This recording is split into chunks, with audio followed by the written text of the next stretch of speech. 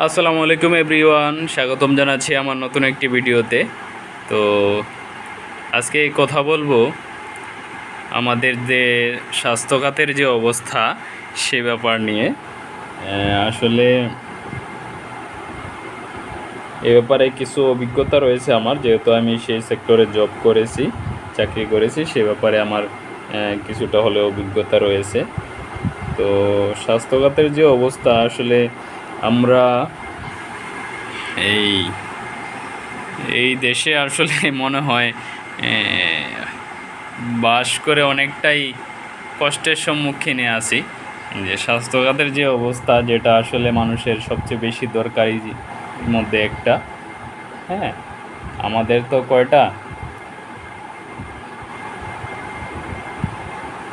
5-6টা যে রাষ্ট্রীয় দিকগুলো রয়েছে, কি বলে এটাকে, আমার মনে আসতেছে না আসলে।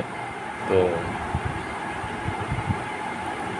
চিকিৎসা একটা দিক রয়েছে, তো সেটা যে অবস্থা, আমার ব্রেন কাজ করতেছে না আসলে, কি বলবো, আসলে ভুলে যাচ্ছি। তো এটার যে অবস্থা, এটা আসলে খুবই করুণ অবস্থা। আসলে সিন্ডিকেটের হাতে, সিন্ডিকেটের থাবায়, প্রতিটা সেক্টরে সিন্ডিকেটের থাবায় আসলে এই সেক্টরগুলো আসলে নষ্ট হয়ে গিয়েছে।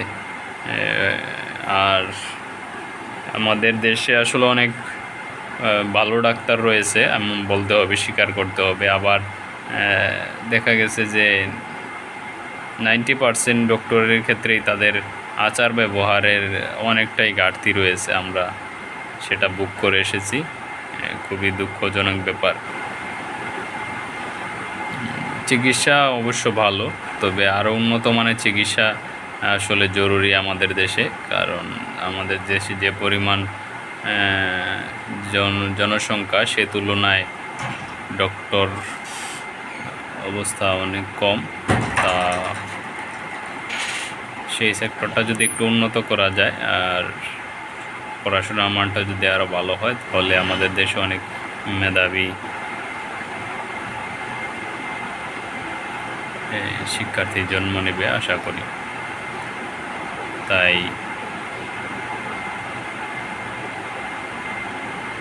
আমাদের দেশের যে সরকার প্রধান রয়েছে, ওনারা যদি একটু এই সেক্টরটার দিকে একটু ভালো করে তাকান, তাহলে হয়তো বা মানুষের যে দুর্ভোগ রয়েছে, যে পরিমাণ আসলে চেম্বার বলেন বা